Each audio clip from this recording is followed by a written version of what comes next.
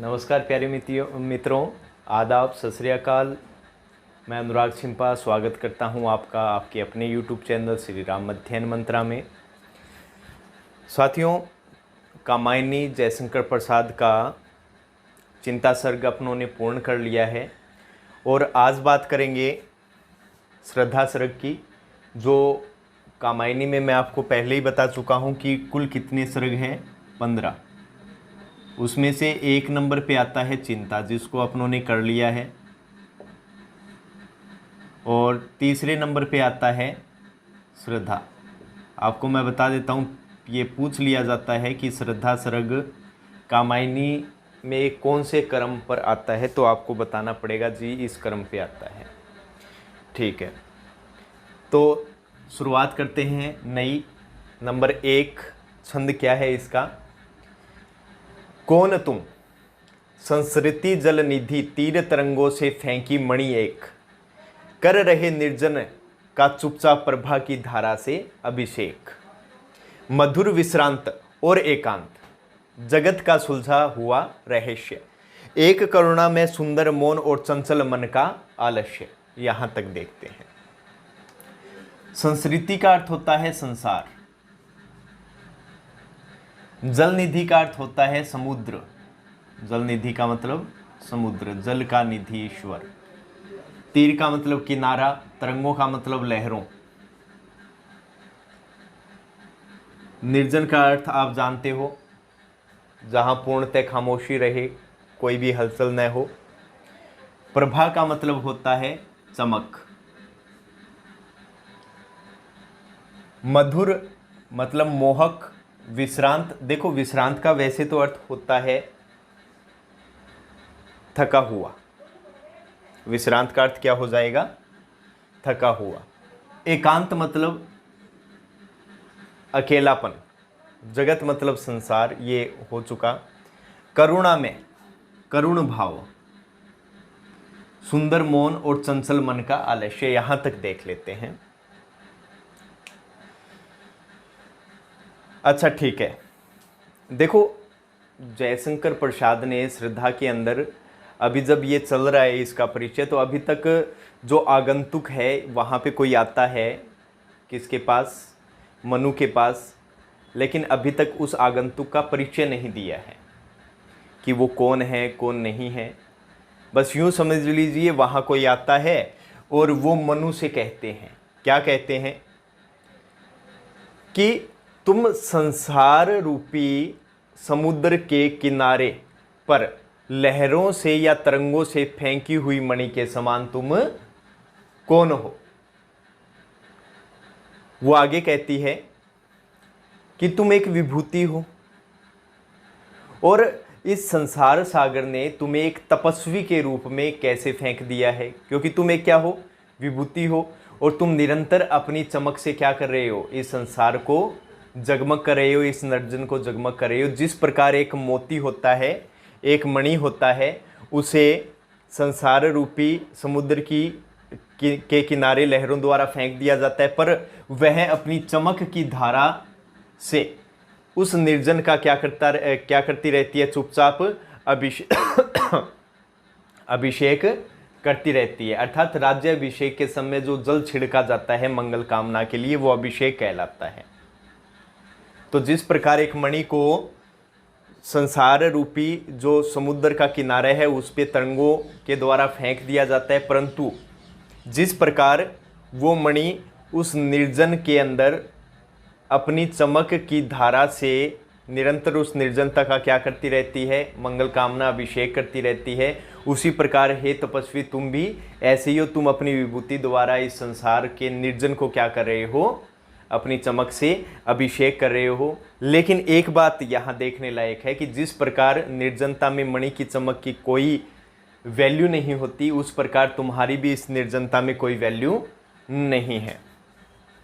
मधुर विश्रांत, तुम्हारा रूप अत्यंत मोहक है। तुम थके हुए से और क्या हो? एकाकीपन में हो, तुम अकेले हो, तुम इस एकांत में बैठे हो, और एकांत में बैठे हुए, थकित और एकांत में बैठे हुए तुम ऐसे लग रहे हो जैसे तुमने इस संसार का जो रहस्य है वो पूर्णतः क्या कर लिया हो? सुलझा लिया हो।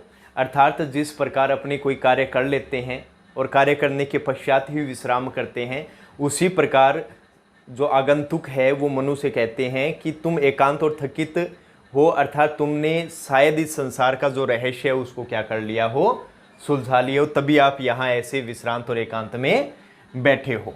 एक करुणा में तुम्हारे मुख पर करुण भाव स्पष्ट दिखाई दे रहा है। तुम्हारा मौन है वो भी क्या है, अत्यंत मोहक है, मन को अच्छा लगने वाला है। और चंचल मन का आलस्य, हालांकि तुम्हारा मन क्या है, चंचल है, स्थिर नहीं है, तुम संसार में वापस जाना चाहते हो, लेकिन तुम उस संसार में इसलिए नहीं जा सकते क्योंकि वो तुम्हारे चंचल मन का क्या है, आलस्य है। यहां तक मित्रों ये 1 नंबर पूर्ण होता है। अब चलते हैं 2 नंबर पे। सुना यह मनु ने मधु गुंजार मधुकरी का सा जब सानंद, किए मुख नीचा कमल समान प्रथम कवि का जो सुंदर छंद।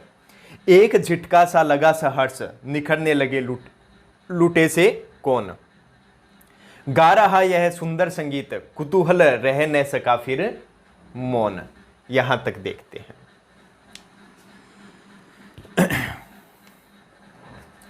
मधु का अर्थ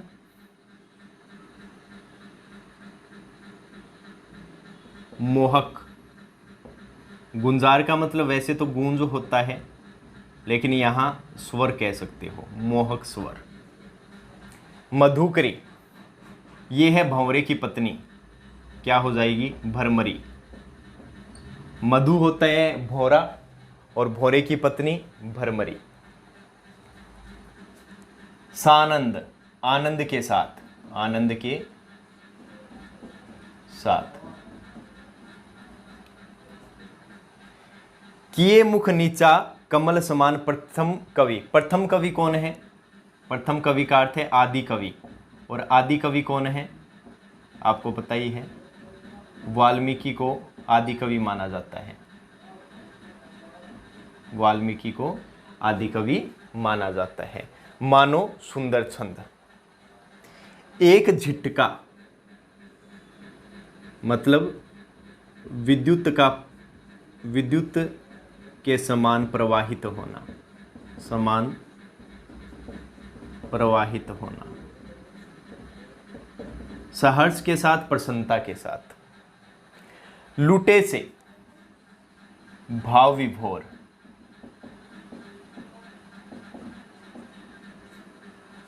गा रहा यह सुंदर संगीत कुतूहल आश्चर्य, या कह सकते हो जिज्ञासा। यहां तक देख लेते हैं मित्रों। अब मनु को देखकर श्रद्धा जो आगंतुक है वो अपनी भरमरी की मोहक गूंज में, या आप ये सीधे ये भी कह सकते हो कि जो आगंतुक है वो अपनी भरमरी की मोहक गूंज के समान अपनी वाणी बोलती है और कमल के समान मुख नीचा किए हुए है।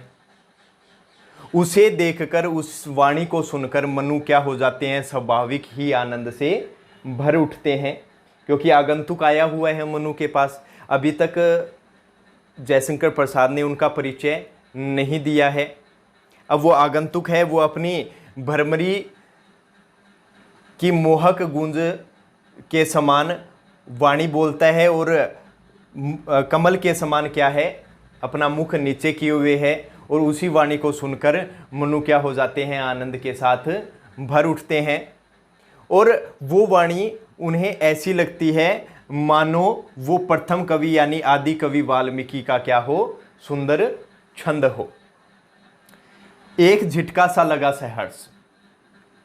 मनु ने जब उस वाणी को सुना तो उनके हृदय में विद्युत के समान प्रवाहित करता हुआ सहर्ष के साथ एक क्या लगता है, झटका सा लगता है, या कह सकते हैं हर्ष। उनके हृदय में हर्ष के साथ विद्युत क्या होने लग जाती है, प्रवाहित होने लग जाती है। और वो उस आगंतुक को लुटे हुए से मतलब भाव विभोर होकर देखने लग जाते हैं कि यह आगंतुक कौन है। गा रहा यह सुंदर संगीत, जो यह क्या कर रहा है, सुंदर संगीत मेरे सामने गा रहा है। कुतूहल रह न सका फिर मौन, जो मनु अभी तक मौन बैठे थे वो उस वाणी को सुनकर उस मनु का जो हृदय है वो आश्चर्य से भर उठता है और वो फिर मौन नहीं रह पाता और उनमें जिज्ञासा उत्पन्न हो जाती है कि वह आगंतुक जो इतने सुंदर संगीत में, इतनी सुंदर वाणी में बोल रहा है वो कौन है। यहां तक मित्रों। अब चलते हैं 3 नंबर पे। और देखा वह सुंदर दृश्य, नयन का इंद्रजाल अभिराम, कुसुम वैभव में लता समान चंद्रिका से लिपटा घनश्याम। हृदय की अनुकृति बाह्य उदार, एक लंबी काया उन्मुक्त, मधु पवन किरीटित जो शिशु साल, सुशोभित हो सौरभ संयुक्त। यहां तक देख लेते हैं। नयन नेत्र होता है इंद्रजाल, इंद्रजाल का मतलब जादू। अभिराम का मतलब सुंदर। कुसुम वैभव पुष्पों का ऐश्वर्य, लता के समान हो जाएगा। चंद्रिका चांदनी हो जाएगा, घनश्याम बादल हो जाएगा। हृदय की अनुकृति अनुरूप, एक लंबी काया उन्मुक्त, उन्मुक्त का मतलब स्वच्छंद। मधुपवन, मधुपवन का अर्थ क्या हो जाएगा, बसंत की वायु। किरीटित मतलब चंचल या खेलते हुए। मानो शिशु साल, साल वृक्ष, छोटा साल का वृक्ष। देखो साल वृक्ष होता है, अब यहाँ शिशु साल दिया गया है तो क्या हो जाएगा, साल का छोटा वृक्ष। सुशोभित,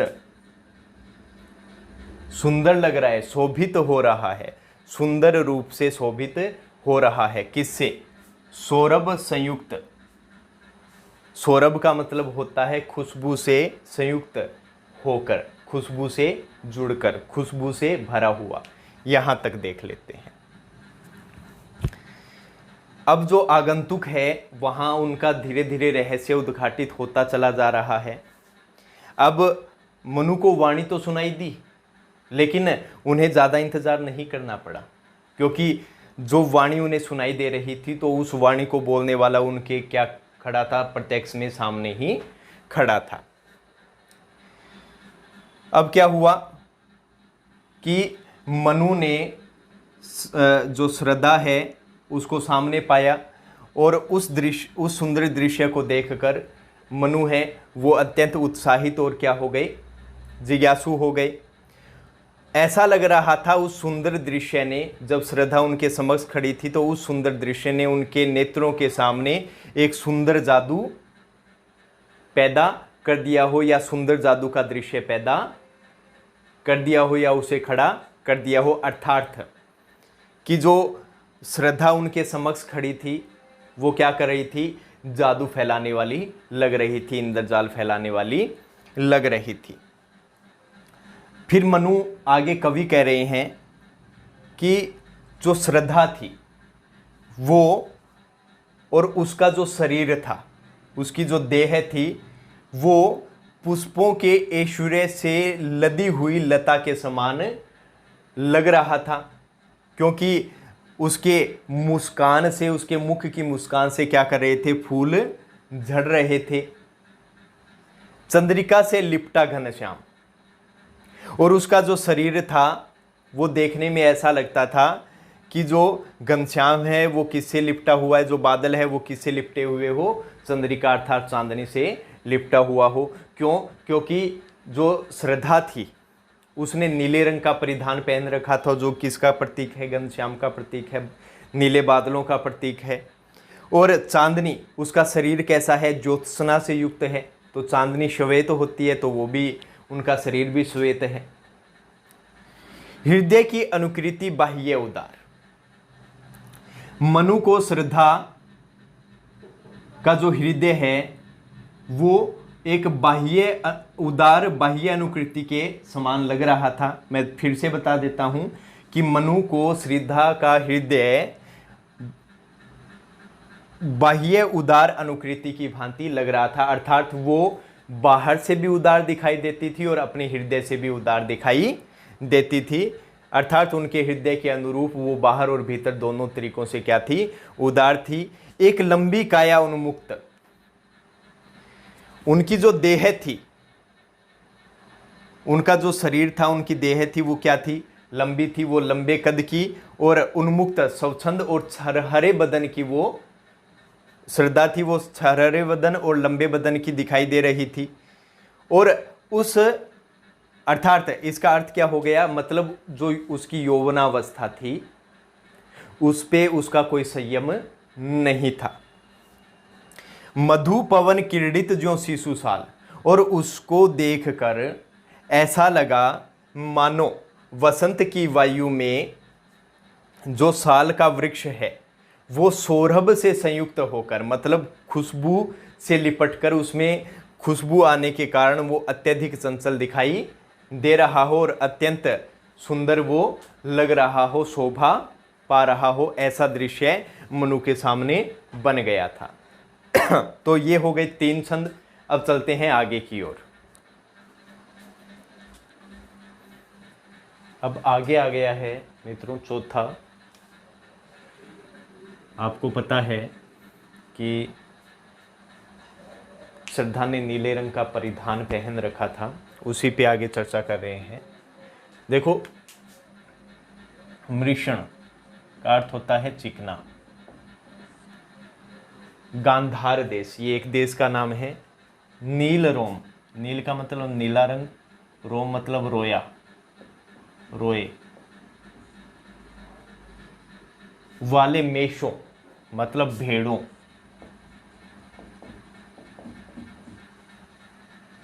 चर्म का मतलब हो जाएगा खाल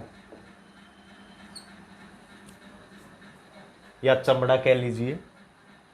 ढक रहे हो, आच्छादित कर रहे हो, उसका वपुकांत, वपुकांत का मतलब क्या हो जाएगा, सुंदर शरीर। बन रहा था वह कोमल वर्म, इसका अर्थ हो जाएगा आवरण।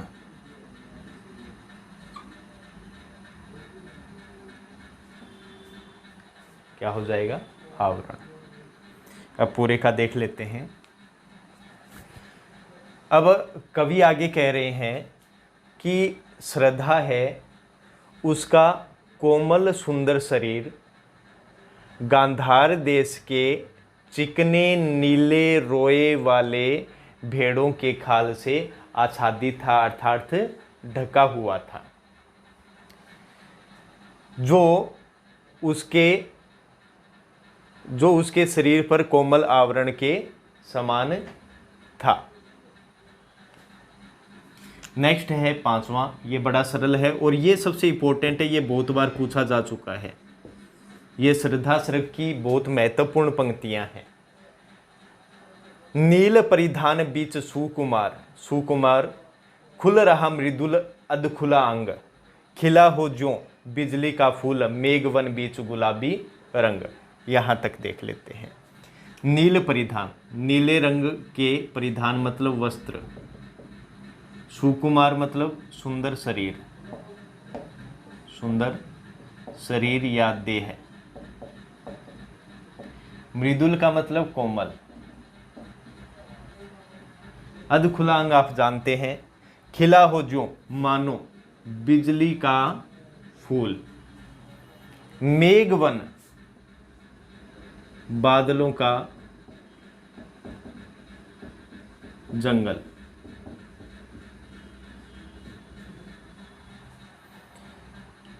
अब कवि कह रहे हैं कि श्रद्धा है, उसने नीले रंग, गांधार देश के नीले रोए वाले भेड़ों का आवरण पहन रखा है, वो वस्त्र पहन रखे हैं।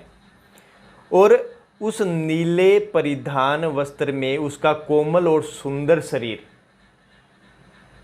उसका नीले वस्त्र में श्रद्धा का कोमल और सुंदर गुलाबी वर्ण वाला अंग है, वो ऐसे लग रहे हैं मानो बादलों के बीच में बिजली का गुलाबी या बिजली का फूल खिला हुआ दिखाई दे रहा हो। क्योंकि बादलों का रंग कैसा, नीला होता है, और श्रद्धा ने भी कैसे वस्त्र धारण कर रखे हैं, नीले रंग के। और उस जो श्रद्धा है उसका शरीर कैसा, बिजली के समान गुलाबी है, श्वेत है। तो यही यहाँ पर संभावना की गई है, यहाँ पे उत्प्रेक्षा अलंकार है, यही यहाँ संभावना की गई है कि नीले रंग के बादल है, उनके अंदर बिजली का फूल दिखाई दे रहा हो। नीले रंग के बादल होते हैं तब उसमें बिजली कड़कती है, तो वही श्रद्धा ने नीले रंग का परिधान पहन रखा है। तो यहाँ पे कवि ने संभावना जताई है कि श्रद्धा ने जो नीले रंग के वस्त्र पहन रखे हैं उसमें उसका कोमल, सुंदर और गुलाबी वर्ण वाला जो शरीर है वो ऐसा लग रहा है मानो बादलों के अंदर बिजली का गुलाबी फूल खिला हुआ हो। नंबर 6, आह वह मुख पश्चिम के व्योम बीच जब खिरते हो घनश्याम, अरुण रवि मंडल उनको भेद दिखाई देता हो छवि धाम। या कि नव इंद्र लघु श्रृंग फोड़ कर धधक रहा हो कांत, एक लघु ज्वालामुखी अचेत माधवी रजनी में अश्रांत। ये देख लेते हैं।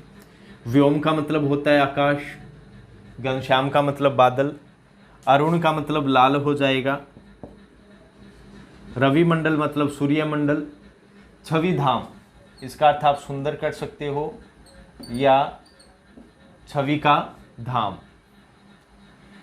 नव इंद्र नील, अच्छा नव का मतलब नवीन हो जाएगा, इंद्र नील का मतलब नीलम, नीलम जो मणि होती है। लघु का मतलब छोटी, श्रृंग का मतलब चोटी, धधकना हो जाएगा, कांत का मतलब सुंदर। लघु छोटी, ज्वालामुखी आप जानते हैं। माधवी रजनी, बसंत की रात। अश्रांत का मतलब निरंतर, अश्रांत का मतलब निरंतर। यहां तक देख लेते हैं। जब मनु ने श्रद्धा के सौंदर्य, अद्भुत सौंदर्य को देखा तो उस श्रद्धा का मुख मनु को ऐसा लगा जैसे पश्चिम के आकाश में बादलों से घिरा हुआ सूर्य नीले बादलों को भेद कर छवि का धाम बना हुआ हो, मतलब सुंदर दिखाई दे रहा हो। या ऐसा लगा जैसे नवीन इंद्र नीलमणि की छोटी पर्वत चोटी को फोड़कर कोई छोटी ज्वालामुखी, कोई सुंदर छोटी ज्वालामुखी बसंत की रात में निरंतर क्या कर रही हो, धधक रही हो, ऐसा दिखाई दे रहा था। मैं एक बार फिर बता देता हूं। कवि यहां कह रहा है कि मनु ने जब श्रद्धा के अद्भुत सौंदर्य को देखा तो उसका मुख पश्चिम के आकाश में बादलों से घिरे हुए सूर्य, जो कि नीले बादलों को भेद कर किसका धाम बना हुआ था, सुंदरता का धाम बना हुआ था, सुंदरता का घर बना हुआ था, छवि का धाम बना हुआ था। या उसका सौंदर्य ऐसा लग रहा था जैसे नवीन इंद्र नीलमणि की छोटी पर्वत चोटी को फोड़कर सुंदर छोटी ज्वालामुखी बसंत की रात में निरंतर क्या कर रही हो, धधक रही हो। ये आपका श्रद्धा सरग का पहला पार्ट हो गया, जिसमें 6 छंद अपनों ने किए हैं। कुल मित्रों इसके अंदर 34 छंद हैं, तो कहने का मतलब लगभग 7 पार्ट इसके बनेंगे। तो निरंतर अपने अध्ययन करते रहेंगे। मिलते हैं नेक्स्ट वीडियो में नेक्स्ट छंदों के साथ। और मुझे उम्मीद है कि ये वीडियो आपको अच्छे से समझ में आया होगा, समझ में आए और अच्छा लगे तो ज़रूर लाइक करें, शेयर करें, सब्सक्राइब करें साथियों। इसी के साथ श्री राम अध्ययन मंत्र आपसे विदा चाहता है। जय हिंद, जय भारत साथियों।